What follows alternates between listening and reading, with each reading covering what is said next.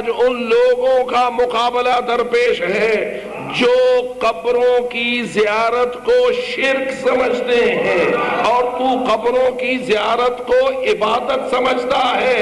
زمین و آسمان کا فرق ہے ان دونوں نظریوں میں۔ تازہ ہی واقعات جو آپ کے سامنے اخبار اور ٹی وی پہ آئے ہوئے ہیں، اور یہ قتل و غارت کا بازار جو اس وقت سخی سرور میں گرم ہے، اور مختلف مقامات، درباروں، مسجدوں، مجلسوں، امام بارگاہوں، جلوسوں، ماتموں، ہر جگہ اس قسم کی کاروائیاں شیطانی جاری و ساری ہیں، تو یہ دراصل دو نظریوں کی جنگ ہے۔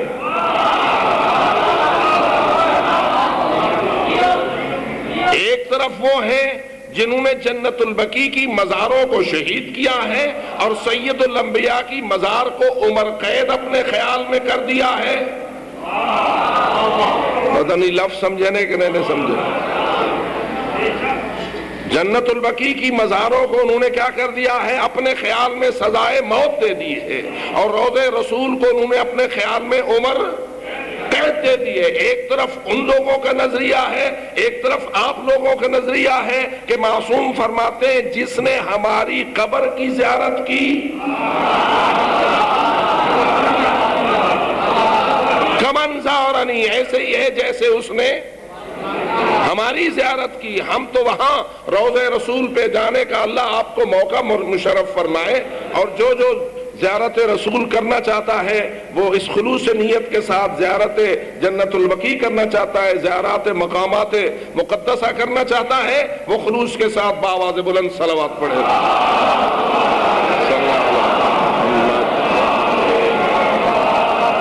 جب آپ زیارت سید الانبیاء پہ جائیں، مفاتیح الجنان اٹھائیں، زیارت نامہ اٹھائیں، تو وہاں آپ کو زیارت کے اندر یہ جملہ کہنا ہوتا ہے، یا رسول اللہ، اللہ نے آپ کے بارے میں قرآن میں فرمایا تھا جو آپ کی بارگاہ میں حاضر ہو گناہگار، آئے آپ کی بارگاہ میں اور وہ اپنے گناہوں کی اللہ سے معافی مانگے، اور اے رسول آپ اس کی سفارش کریں، لوجد اللہ تواب الرحیمہ، تو وہ ضرور اللہ کو تواب و رحیم پائے گا۔ یا رسول اللہ، جب آپ اس دنیا میں زندہ تھے میں نہ تھا۔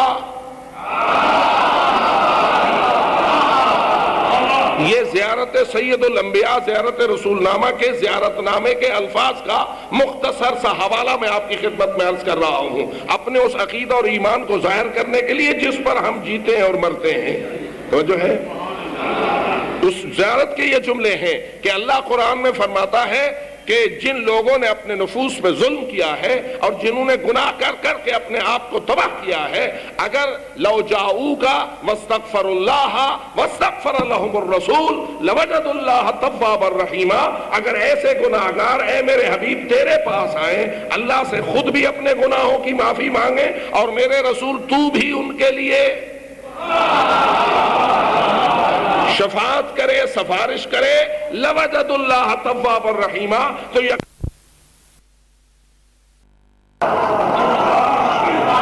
اس لیے میں گناہگار آج آپ کی بارگاہ میں اس توسل کے لیے حاضر ہوا ہوں، اور میں اپنے گناہوں کی اللہ سے معافی مانگ رہا ہوں، آپ سے اپیل کر رہا ہوں کہ اگر آپ زندہ ہوتے تو میری سفارش فرماتے۔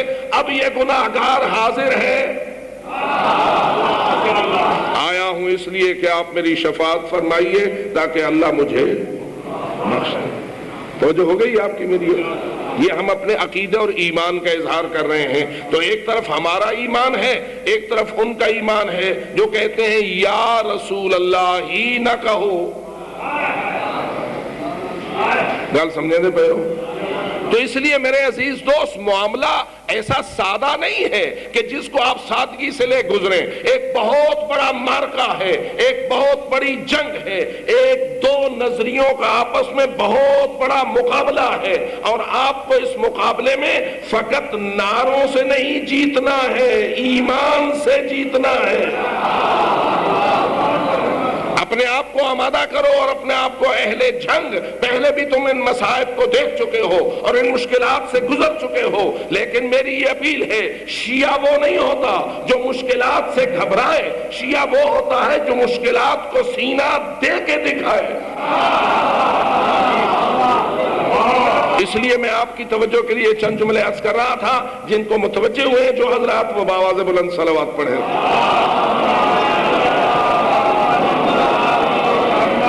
اس لیے میں یہ پوچھ رہا تھا، موت سے گھبرانا چاہیے یا موت سے محبت رکھنا چاہیے؟ جی سارے یا کچھ؟ اگو کو بیٹھو ہے یا پچھلے بھی؟ جس کو موت سے محبت ہے وہ بآواز بلند نعرہ حیدری۔ میں محبت کو آپ کے سامنے روشن کرنے کے لیے اور آپ کی محبت کو مزید مضبوط اور مستحکم کرنے کے لیے یہ جملہ عرض کر رہا تھا کہ یاد رکھ، کیا تیرا اور میرا ایمان ہے یا نہیں کہ حضرت امیر المومنین نے فرمایا، پہلے اس نقطے کو یاد کر لو، آپ ذریحوں پہ جائیں، روضوں پہ جائیں، مقامات مقدسہ کی زیارت کریں، آپ کو یقیناً زیارت کا ثواب بھی ملے گا، اتنا ثواب ملے گا جیسے آپ نے نبی پاک کی اور امام پاک کی ان کی زندگی میں زیارت کی ہو، اجر و ثواب تو مل جائے گا، اس میں تو شک نہیں۔ لیکن کیا علی کے چہرے کی زیارت کی پیاس مٹ جائے گی؟ آپ نے ذریعہ مقدس کو دیکھا، دیکھیے آپ یہاں تعزیہ بناتے ہیں، یہ تعزیہ شبیہ روضہ معصوم ہوتا ہے، آپ اس لیے بناتے ہیں کہ روضہ رسول تک یا روضہ امام تک تو ہم نہیں پہنچ پاتے، اس لیے ہم اس کی شبیہ بناتے ہیں تاکہ ہمارے دل میں ان کی محبت اور یادگار قائم رہے۔ لیکن اس شبیہ کو دیکھنے کے بعد اس کی پیاس بڑھتی ہے۔ تعزیے والی شبیہ کی زیارت کے بعد آپ کے دل میں اصلی جو مزار مقدس ہے اس ذریع کی زیارت کی پیاس مٹ جاتی ہے یا بڑھ جاتی ہے؟ اسی طرح جب آپ روضہ رسول یا روضہ امام کی زیارت کر لیتے ہیں تو چہرہ معصوم کی زیارت کی پیاس ختم ہو جاتی ہے یا الٹا بڑھ جاتی ہے؟ تو آپ سب کا دل چاہتا ہے کہ آپ علی کے چہرے کی زیارت کریں، توجہ ہے؟ دل چاہتا ہے کہ زیارت کریں۔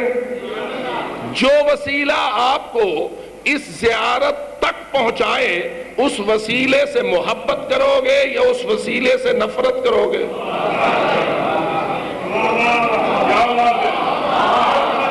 جو وسیلہ انسان کو اپنے مطلوب و محبوب تک پہنچائے تو وہ وسیلہ بھی پیارا لگتا ہے۔ یہ آپ نے دیکھا ہے کہ جب آپ کی براتیں چڑھتی ہیں، چند گاڑیاں ہوتی ہیں برات لے کر آج کل جا رہی ہوتی ہیں، تو ان میں سے ایک گاڑی پھولوں سے لدی ہوئی ہوتی ہے،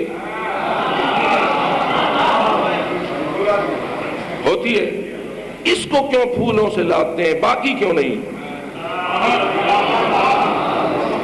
اس ایک گاڑی کو کیوں پھولوں سے لاتے ہیں؟ معلوم ہوتا ہے چونکہ یہ ایک گاڑی مطلوب و محبوب تک پہنچانے اور اسے گھر لانے کا وسیلہ ہے۔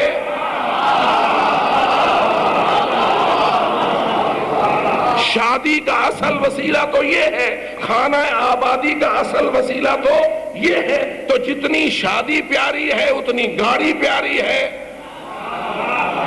اس وسیلے سے محبت ہے۔ بس اگر شادی والی گاڑی وسیلہ بن کے بن جاتی ہے محبوب اور اس سے نفرت نہیں ہوتی، اس کو پھولوں سے لاد دیا جاتا ہے۔ اگر کوئی چیز آپ کو علی کے چہرے کی زیارت کا وسیلہ بن جائے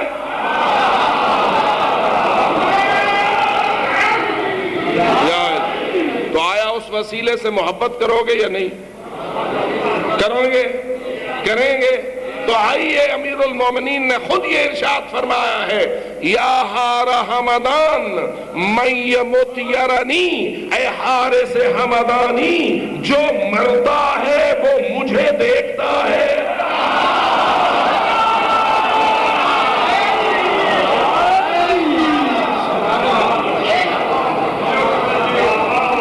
جو مرتا ہے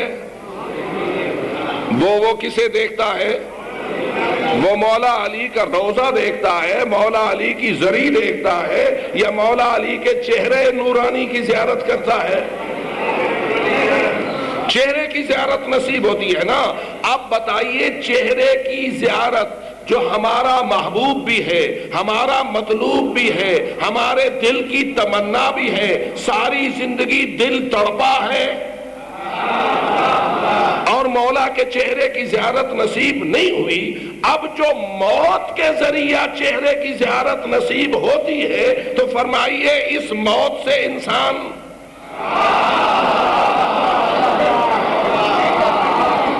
پیار کرے یا ڈرے، محبت کرے یا نفرت کرے؟ جی محبت کرے۔ تو پھر یاد رکھو میرے دوستو، اسی کو محبت ہوتی ہے اس موت سے جس کے دل میں علی کے چہرے کی زیارت سے محبت ہوتی ہے۔ اور علی کے چہرے کی زیارت عبادت ہر ایک کے لیے نہیں ہوتی۔ علی کے چہرے کی زیارت ہر ایک کے لیے عبادت نہیں ہوتی۔ کیوں؟ میں چند نام لیتا ہوں، آپ خود ہی فیصلہ کیجئے۔ علی کے چہرے کی زیارت ان کے زمانے میں ابو ذر نے بھی کی، سلمان نے بھی کی، عمار نے بھی کی، مقداد نے بھی کی، میثم تمار نے بھی کی۔ علی کے چہرے کو ابو جہل نے بھی دیکھا، ابو لہب نے بھی دیکھا، مرحب نے بھی دیکھا، عمر ابن عبد ود نے بھی دیکھا۔ یہ دو نام میں نے، دو قسم کے نام آپ کے سامنے لیے، ادھر والے بھی دیکھتے رہے ادھر والے بھی دیکھتے رہے، کیا سب کی عبادت؟ چہرہ تو ایک تھا، چہرہ تو ایک ہی ہستی کا تھا، دیکھنے والے دائیں والے بھی تھے، دیکھنے والے بائیں والے بھی تھے۔ بتائیے عبادت کس کی؟ سب کی۔ رسول کی حدیث تو یہ تھی کہ النظر الی وجہ علی ابن ابی طالب عبادہ، علی کے چہرے کو دیکھنا عبادت ہے۔ لیکن آپ کیوں سب کی عبادت نہیں مان رہے؟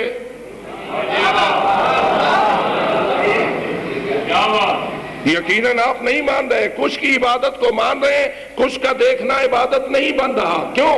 معلوم ہوا بشرطہا و شروطہا، رسول کی حدیث میں بھی کچھ شرطیں ہوا کرتی ہیں، اور گویا رسول کی حدیث کا مفہوم یہ ہے جو دیکھے گا اس آنکھ سے، جس آنکھ کے پیچھے جو دل ہے، اگر اس دل میں ہوگی خوشی، اس دل میں ہوگی محبت، تو آنکھ کا دیکھنا بن جائے گا عبادت۔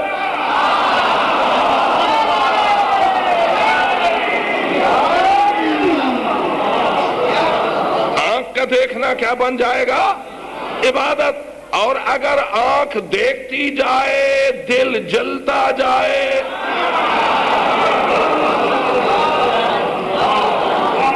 تو پھر تو وہی بات ہے نا، مار نعرہ حیدری والڈیک جے متھے تے پوے سوٹ، دل سے لگ کے سٹ، سمجھے ایہو موزی بغض علی رکھنا لہے۔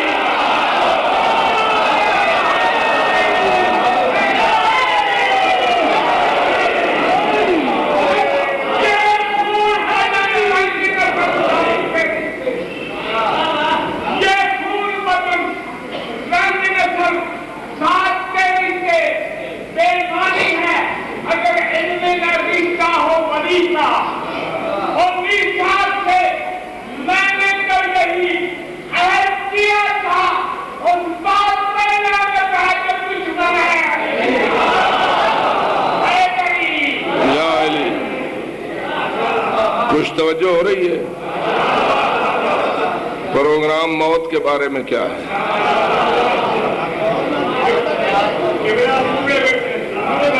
میرے خیال ہونے توڑنا چاہتے تھے نہیں میرے دوست، موت وہ نہیں جو تو اپنے لیے چنے، موت وہ ہے جو موت دینے والا تیرے لیے چنے۔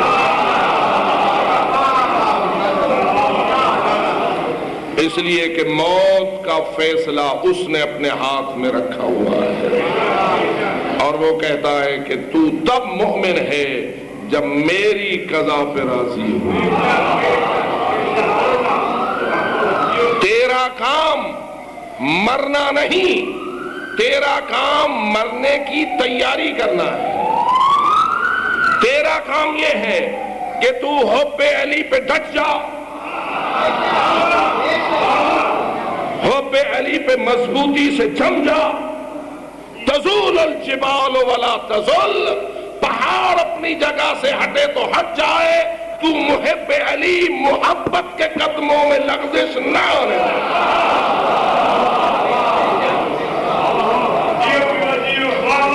کیا خیال ہے، محبت میں کچھ آزمائشیں بھی ہوتی ہیں یا نہیں؟ جی اے یا علی مدد والو، پروگرام یا علی مدد فقط لینے کے لیے ہے یا علی مدد کچھ دینے کے لیے بھی ہے؟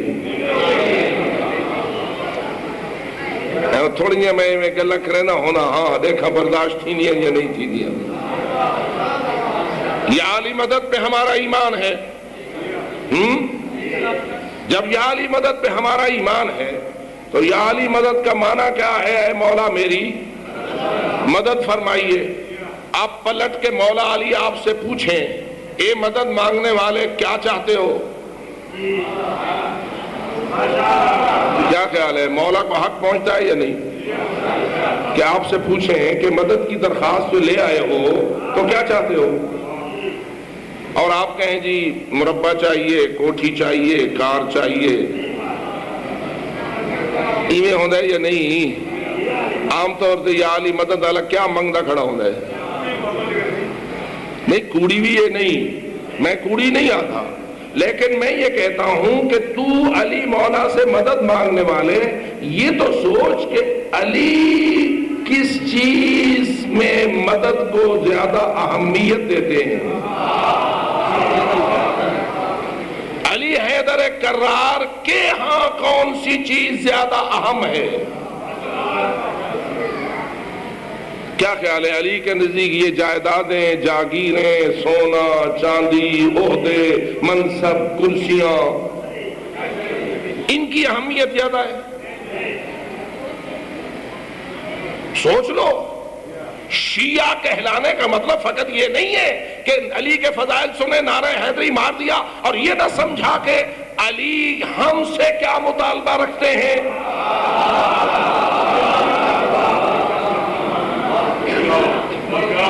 کیا خیال ہے؟ ابھی جیسے میں نے نام لیا، حضرت سلمان یا علی مدد والے تھے یا نہیں؟ حضرت ابو ذر، حضرت عمار ابن یاسر، حضرت مقداد ابن اسود، حضرت میثم تمار، یہ بہت سارے نام ہیں. میں نے چلو 4-5 نام آپ کے سامنے لے لیے اپنے اس کلاس سے، شیعہ کے سب سے پہلی کلاس کے افضل شاگردوں کے. یہی ہستیاں ہیں نا کہ جو ہمارے عقیدے اور ایمان کے حوالے سے علی کے پہلے نمبر کے محب ہیں. ایسا ہے یا نہیں؟ تجھے سمجھ آئے یا نہ آئے ذرا مجھے بتا. حضرت ابو ذر، فقط انہی کا تھوڑا سا تذکرہ کر دیتا ہوں. حضرت ابو ذر غفاری نے اپنے زمانے کے حکمرانوں کے خلاف ایک تحریک چلائی. تحریک علی کے اصولوں کے مطابق تھی. توجہ رہے، اس لیے کہ بیت المال میں کچھ معاملہ گڑبڑ ہو رہا تھا اور حضرت ابو ذر نے کہا کہ اللہ کے مال کو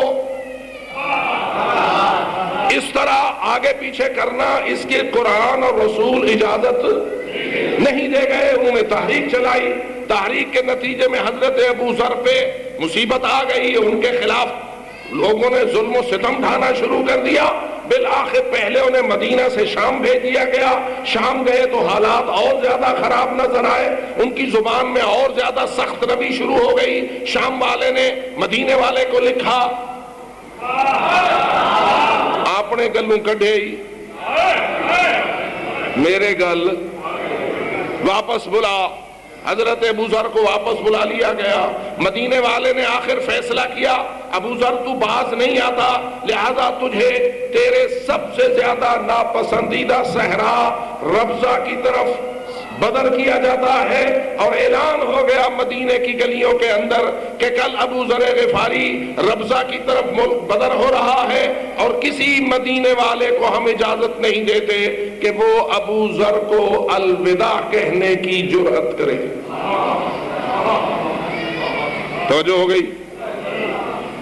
اب دوسرے دن صبح ابو ذر نے اس صحرائے ربضہ کی طرف جانا تھا، کوئی نہیں نکل رہا تھا ابو ذر کو الوداع کہنے کے لیے، لیکن نہج البلاغہ جس کا نام پہلے میں نے آپ کے سامنے لیا، جو ہماری نگاہ میں کتابوں کے بھی امام کتاب ہے، قرآن اور رسول کی احادیث کی کتاب کے بعد سب سے اہم مقام نہج البلاغہ کلام علی امیر المومنین کی حیثیت حاصل رکھتا ہے۔ اسی نہج البلاغہ میں یہ گواہی موجود ہے کہ دوسرے دن ابو ذر ابھی ربضہ کے راستے پہ نہ آئے تھے کہ علی حیدر کرار بمائے حسنین شریفین اور بمائے عمار و عبداللہ ابن عباس و مخلص اپنے شاگردوں کے ابو ذر سے پہلے ابو ذر کے استقبال کے لیے آ کے کھڑے ہوئے تھے۔ کون کھڑا ہے؟ کس کے لیے کھڑا ہے؟ سوچ ذرا، کون کھڑا ہے؟ کس کے لیے کھڑا ہے؟ کھڑا ہے وہ علی جس کے لیے کھڑی ہوتی ہے وہ زہرا، جس زہرا کے لیے کھڑا ہوتا ہے رحمت للعالمین۔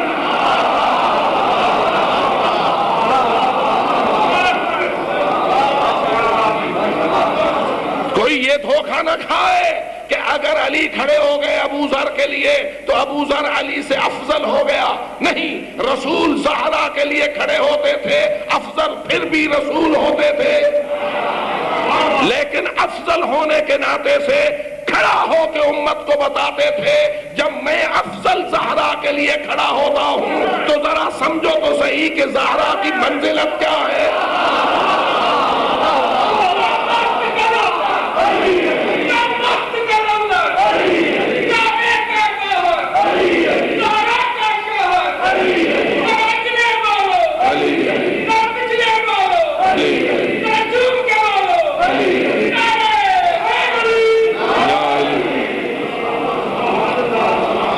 اس سے انکار نہیں کہ رسول اعظم ہر حال میں افضل ہیں، لیکن اپنی دختر نیک اختر زہرا بتول کے استقبال کھڑے ہو کر اس لیے کرتے رہے کہ حضرت عائشہ نے بھی یہ سوال ایک دن کر دیا تھا، یا رسول اللہ ہے تو آپ کی بیٹی، آپ ان کے لیے کھڑے کیوں ہو جاتے ہیں؟ تو سید الانبیاء کا بڑا عجیب جواب تھا اور سادہ سا جواب تھا۔ فرماتے ہیں اے عائشہ میں ویسے تو نہیں کھڑا ہوتا، اس کا حکم ہوتا ہے تو کھڑا ہو جاتا ہوں۔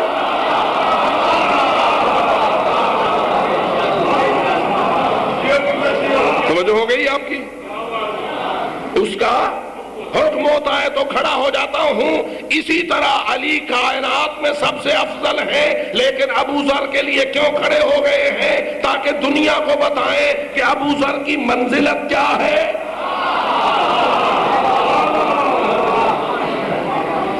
تو ابو ذر ہے یا علی مدد والے یا نہیں؟ لیکن مجھے یا علی مدد والے آج کل کے دور کے بتائیں، ابو ذر کو یا علی مدد کے جواب میں کتنے مربع ملے؟ سارا کچھ، یعنی کتنے مربع، کتنے سونے دیا کانا؟ تو معلوم ہوا اے یا علی مدد والے، فقط علی کے دروازے پر خزانوں اور جائیدادوں کے لیے آنا اس میں اپنا فخر نہ سمجھ، آنا ہے تو اس مقصد کے لیے آؤ کہ ملائکہ بھی تجھے سلام کرتے ہوئے نہیں